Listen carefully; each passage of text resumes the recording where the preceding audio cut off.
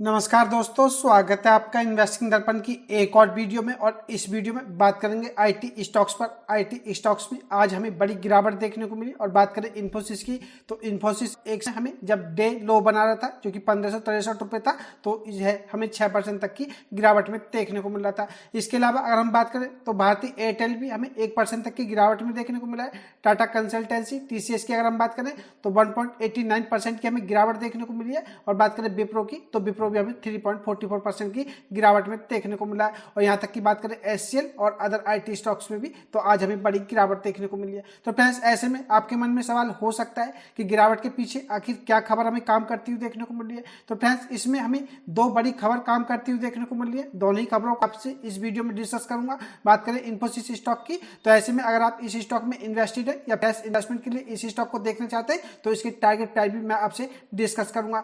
बात करें इन्फोसिस में, तो एक और बड़ी खबर हमें इन्फोसिस में आज देखने को मिली है। तो ऐसे में बात करें इन्फोसिस स्टॉक की, तो आज 12 मार्च को 4.31% की बड़ी गिरावट में देखने को मिला है। और जैसा कि बता चुका हूं, एक समय यह स्टॉक हमें 6% तक की बड़ी गिरावट में देखने को मिल रहा था। बात करें इन्फोसिस स्टॉक की, 5 दिन में आप देखेंगे तो स्टॉक 6.5% तक की गिरावट में आ चुका है। एक महीने में आप देखेंगे तो 14.5% तक की बड़ी गिरावट देखने को मिली है। और 6 महीने में आप देखेंगे तो स्टॉक 18.5% के आसपास नीचे आता हुआ देखने को मिल रहा है। और अगर आप एक साल में देखेंगे तो एक साल में स्टॉक इस समय हमें अब नेगेटिव आता हुआ देखने को मिल रहा है। तो फ्रेंड्स, ऐसे में निवेशकों के मन में सवाल हो सकता है कि आखिर गिरावट क्यों देखने को मिल रही है और स्टॉक में क्या किया जाए। ऐसे में अगर आप किसी भी आईटी स्टॉक में इन्वेस्टेड है या इन्वेस्टमेंट का अपना मन बना रहे, तो आप वीडियो को अंत तक देखिएगा, तो आपको पता चल पाएगा कि आगे आपको स्टॉक्स में क्या करना चाहिए। बात करें इन्फोसिस की, तो फ्रेंड्स मैं आपको बताना चाहूंगा, अगर हम बात करें आईटी सेक्टर की, तो आईटी सेक्टर में इन्फोसिस और टीसीएस और एचसीएल बड़ी कंपनियां हमें अमेरिका में काम करती हुई देखने को मिल रही है। और बात करें जो ट्रंप की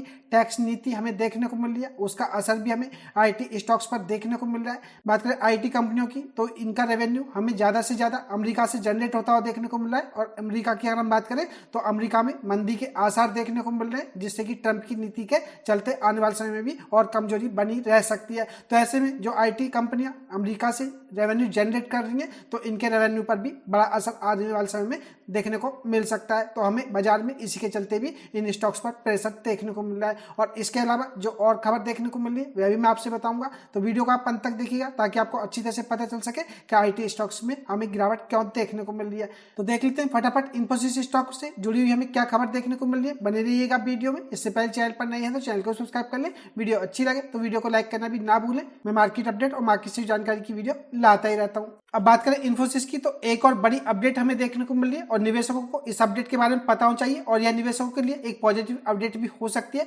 इन्फोसिस में आज हमें ब्लॉक डील देखने को मिली है। बात करें तो हफ्ते के तीसरे दिन बुधवार को इन्फोसिस के शेयर में आज एक बड़ी ब्लॉक डील देखने को मिली है। और इस ब्लॉक डील की बात करें तो यह 29.84 लाख शेयरों का हमें सौदा होता हुआ देखने को मिला है। और इस बड़े लेन देन की वैल्यू की बात करें तो यह 470 करोड़ रुपए देखने को मिली है। और यह सौदा ब्लॉक डील विंडो के जरिए 1574 रुपए प्रति शेयर के भाव पर हुआ है। तो इस लेन देन के बाद इन्फोसिस के शेयर पर भी निवेशकों की नजर बनी हुई है। तो फ्रेंड्स, ऐसे में बात करें तो 1574 रुपए पर हमें यह डील होती हुई देखने को मिली है। तो ऐसे में आप समझ सकते हैं, अगर किसी ने शेयर्स को बेचा होगा तो किसी ने खरीदा भी होगा। तो ऐसे में आप समझ सकते हैं कि 1574 रुपए पर भी हमें इस स्टॉक में यह बड़ी ब्लॉक डील होती हुई देखने को मिली है। तो आपको इस अपडेट के बारे में भी पता होना चाहिए। और फ्रेंड्स, जैसा कि बता चुका हूँ, बात करें स्टॉक की, तो जब आज यह अपना डे लो बना रहा था, उसके बाद स्टॉक में रिकवरी भी देखने को मिली। तो ऐसा नहीं है कि इन्फोसिस स्टॉक यहां से बर्बाद हो जाएगा या कंपनी खत्म हो जाएगी। अगर आप लॉन्ग टर्म का व्यू रखते हैं तो आपके पास इस स्टॉक में इस गिरावट में इन्वेस्टमेंट का भी मौका हो सकता है। अब बात कर लेते हैं आईटी स्टॉक्स में जो गिरावट के पीछे हमें खबर देखने को मिल रही है। तो आखिर यह क्या खबर है और किस खबर का असर इन स्टॉक्स पर देखने को मिला है। इन्फोसिस और TCS, HCL, Wipro, tech Mahindra समेत देश की जो दिग्गज आईटी कंपनियां हैं, इनके शेयर में बुधवार यानी कि 12 मार्च को तगड़ी बिकवाली देखने को मिली। और आईटी दिग्गज में अगर हम इन्फोसिस की बात करें तो शेयर बाजार खुलने के थोड़ी ही देर में इसमें 5.5% से ज्यादा तक की हमें गिरावट देखने को मिली। और इसी तरह बात करें other IT stock TCS, Wipro, HCL tech Mahindra and LLT tech और एलटीआई माइंड में भी करीब 6% तक की बड़ी गिरावट देखने को मिली है। तो बात करें तो इस खबर का असर हमें सभी आईटी स्टॉक्स पर देखने को मिला है, जैसा कि आपको बता चुका हूं। दरअसल बात करें तो global brokerage firm Morgan Stanley की तरफ से एक बड़ी अपडेट हमें आती हुई देखने को मिल रही है। भारतीय आईटी सेक्टर पर इनकी जो अर्निंग्स है, इसके आउटलुक पर इन्होंने चेताया है। बात करें मॉर्गन स्टैनली की, तो इन्होंने एक रिसर्च नोट में कहा है कि मैक्रो और अन्य लीड इंडिकेटर्स फाइनेंशियल 26 में जो रेवेन्यू ग्रोथ है उनकी पिछले अनुमान की तुलना में धीमी रिकवरी की ओर इशारा कर रहे हैं। और इसके अलावा नई टेक्नोलॉजी साइकिल के चलते अब उन्हें ट्रांजिशन फेज की संभावना दिखाई देती है, और इसलिए क्योंकि खर्च को फिर से प्राथमिकता दी गई है और ग्रोथ रेट लंबे समय तक मॉडरेट रही है। तो बात करें मॉर्गन स्टैनली की, तो उन्होंने अपने नोट में यही कहा है। अगर हम बात करें फाइनेंशियल 26 में, तो इनकी जो रेवेन्यू ग्रोथ है पिछले अनुमानों की तुलना में धीमी रिकवरी के तरफ इशारा करती हुई देखने को मिल रही है, और नई टेक्नोलॉजी साइकिल के चलते भी इनकी जो ट्रांजिशन फेज है इसकी भी संभावना देखने को मिल रही है। और ऐसे में बात करें तो इनके जो खर्च है इसको पहले प्राथमिकता दी जा रही है, तो ऐसे में ग्रोथ रेट लंबे समय तक मॉडरेट रहती हुई देखने को मिली है।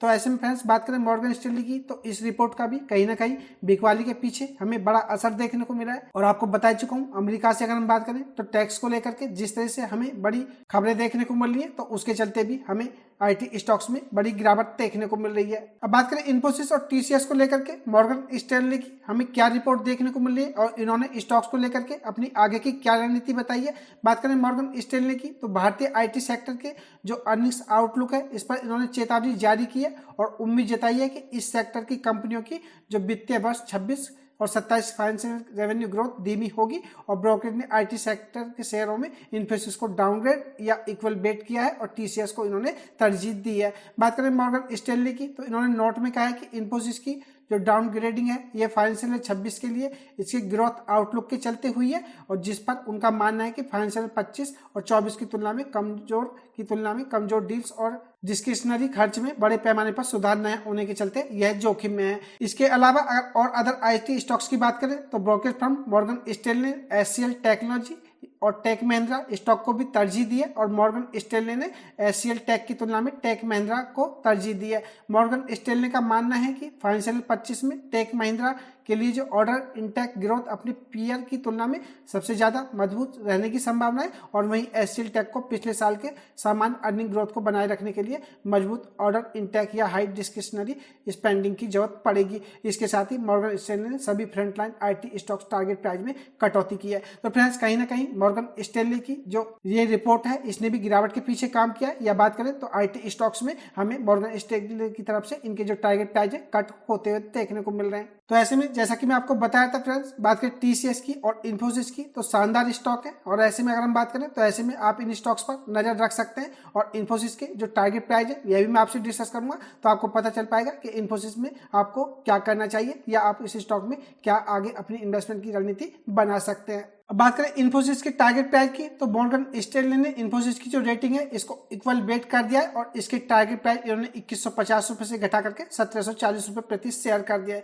तो फ्रेंड्स ऐसे में अगर हम आज के इसके क्लोजिंग लेवल से देखें तो अभी भी स्टॉक के टारगेट प्राइस आपको ऊपर देखने को मिलेंगे, और इस रिपोर्ट के बाद इन्फोसिस के शेयर हमें जैसा कि बता चुका हूँ आपको आज 4% से ज्यादा तक की गिरावट में देखने को मिले, और नया टारगेट पिछले बंद भाव से देखें तो यह 9% हमें अभी भी ज्यादा देखने को मिल रहा है। वहीं मोतीलाल ओसवाल ने भी इन्फोसिस की जो रेटिंग थी इसको न्यूट्रल कर दिया, और ब्रोकरेज फर्म का कहना है कि बिजनेस सेंटीमेंट कमजोर हो रहा है क्योंकि अमेरिकी जो ग्राहक खर्च है इसको लेकर के वेट एंड वॉच की रणनीति अपनाए हुए हैं। तो फ्रेंड्स हमें मॉर्गन स्टैनली की तरफ से इन्फोसिस के टारगेट प्राइस कट होते हुए देखने को मिल रहे हैं, जो कि पहले 2150 रुपए थे, यह कम होकर के 1740 रुपए हो गए। और बात करें मोतीलाल ओसवाल की, तो इन्होंने भी इन्फोसिस की रेटिंग को न्यूट्रल कर दिया है। बात करें मॉर्गन स्टैनली की, तो टीसीएस पर भी इन्होंने अपने टारगेट प्राइस बताए। तो ऐसे में जो निवेशक टीसीएस स्टॉक से जुड़े हैं या जुड़ना चाहते हैं तो उनको टीसीएस के बारे में पता होना चाहिए।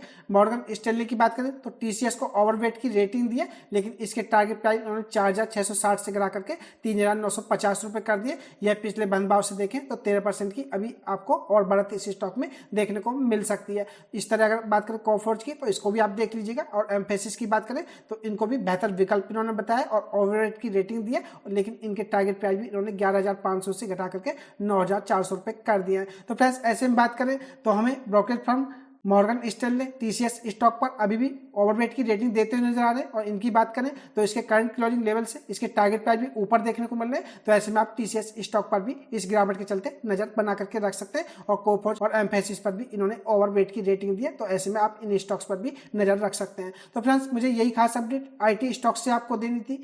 आपको खबर बता ही चुका हूं कि स्टॉक्स में गिरावट के पीछे क्या खबर हमें काम करती हुई देखने को मिल रही है। और जैसा कि आपको बता चुका हूं, बात करें इन्फोसिस और टीसीएस की, तो यह कोई ऐसे स्टॉक नहीं है कि आपको कोई 40-50% करेक्ट होते हुए देखने को मिलेंगे। तो ऐसे में आप इन स्टॉक्स पर नजर रख सकते हैं। वीडियो अच्छी लगी हो तो वीडियो को लाइक करें, शेयर करें। मैं मिलूंगा आपसे नई वीडियो में, तब तक के लिए नमस्कार।